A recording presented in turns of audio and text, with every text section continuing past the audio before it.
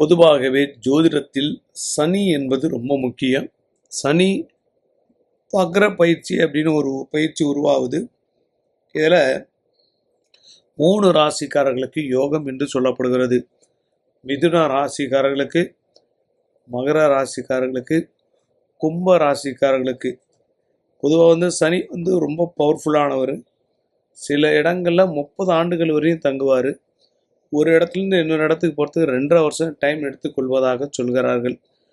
மொத்தத்தில் சனியுடைய ஆதிக்கம் சில நேரத்தில் நமக்கு யோகத்தை தருவதற்கு வாய்ப்பு உண்டாம்.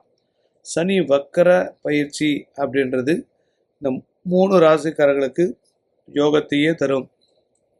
மிதுன ராசி, மகர ராசி, கும்பராசி தடைபட்டிருந்த காரியங்கள்லாம் வெற்றி அடைவதற்கு 100% வாய்ப்பு உண்டு.